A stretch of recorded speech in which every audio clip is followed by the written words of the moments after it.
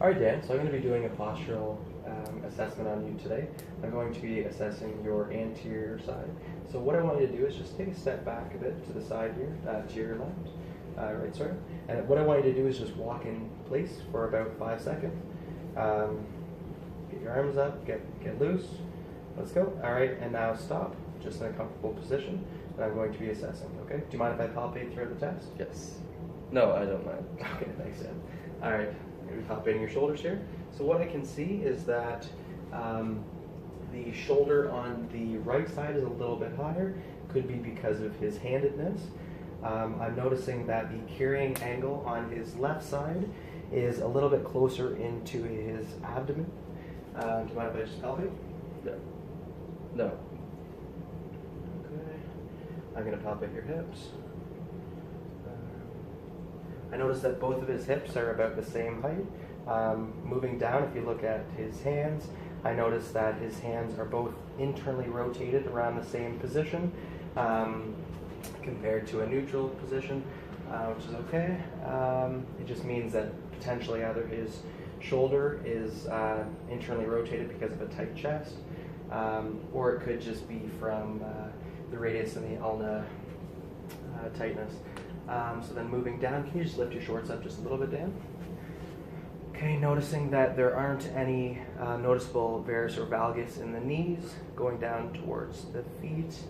I notice that his right foot is externally rotated just minimally, but it is there, so that is noted.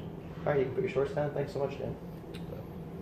All right, Dan, so what we're going to be doing is passive relaxed range of motion for the glenohumeral joint, so the shoulder, okay?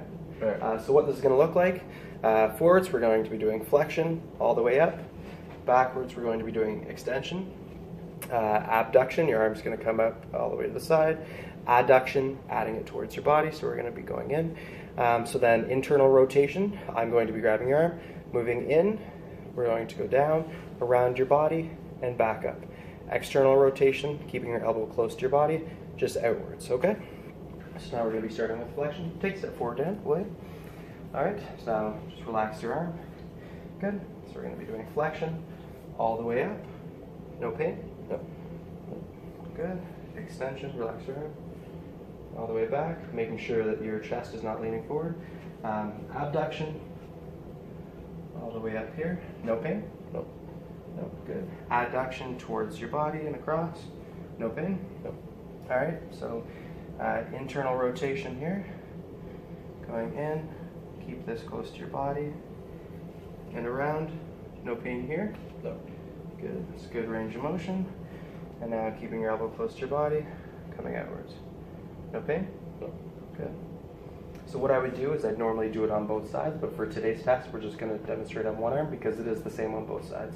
Okay? Okay. Great work. All right, Dan, so what I'm going to be doing is I'm going to be palpating for the greater tubercle. What I'm going to be looking for is the 4 T's of texture, tone, temperature, and tenderness while I'm palpating the surrounding tissue. All right, so do you mind if I palpate? No, I don't mind. Perfect. So I'm going to externally rotate your arm. I'm going to feel up your bicep for the bicipital groove here. As I palpate superiorly, when I get to the top of the bicipital groove, I can move laterally, and then it puts me right onto the greater tubercle. Okay? Perfect. Okay. So what we're going to be doing now is we're going to be doing the posterior glide of the humerus.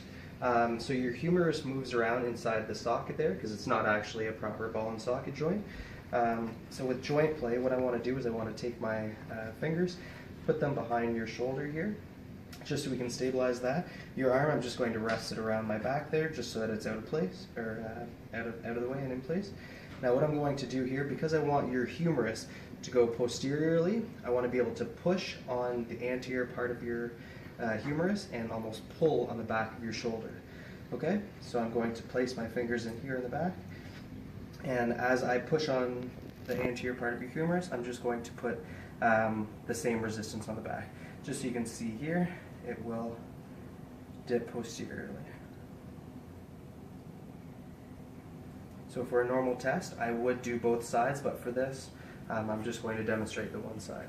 Okay? Good. All right, Dan, so now we're going to be doing the drop arm test. What this test does is it checks for the condition of the supraspinatus tendon and just the health of the supraspinatus, okay? Yep. So what I'm going to do is I'm going to place my arm on the back of your shoulder. Do you mind if I palpate? No, I don't mind. Perfect. So this is just going to stabilize your shoulder. I'm going to raise your arm into abduction. I want you to relax your arm here. Now, when I let go, I want you to hold your arm up into this position just for a second, and then you're going to slowly drop the arm, okay? Yep. All right, I'm going to let go now. All right, now slowly drop your arm. If you feel any pain, just let me know. What I'm checking for here is for a bit of pain or apprehension. If this is a positive test, what we will see is we will see the arm kind of going down almost like a clock hand, or we'll see the trapezius or rhomboids activate to protect the shoulder, and that's the apprehension. Okay, and just to show that again, I'm going to raise it up, I'm going to let go, and now slowly lower down. As you can see, it's a nice fluid motion. You can go a bit faster down. No pain? No. Perfect. Good work. All right, Dan, so what we're going to be doing now is I'm going to be putting you through a baseball warm-up. What I want to see is just full range of motion in your shoulder capsule, almost like you were throwing a ball, but we're just going to exaggerate the movement a bit, just like an arm circle like you would do in a typical baseball warm-up. So what that looks like is it's going to be all the way back, staying close to the body, all the way forward.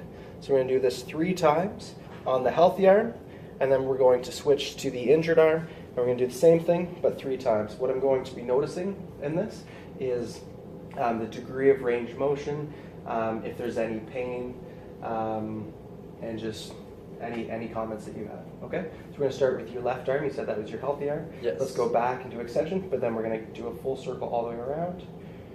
Perfect. Try to keep your trap a bit more relaxed. Let's go a little bit faster with the circle. Good. No pain? No. Good. This is your healthy arm. Now if you can just face that way a bit, just so we can see this in the video. Good. So now start with extension, all the way back around. Any pain with this, Dan? No. No? Okay. Let's go a little bit faster for this. No pain? No. No pain. Okay, perfect. Good.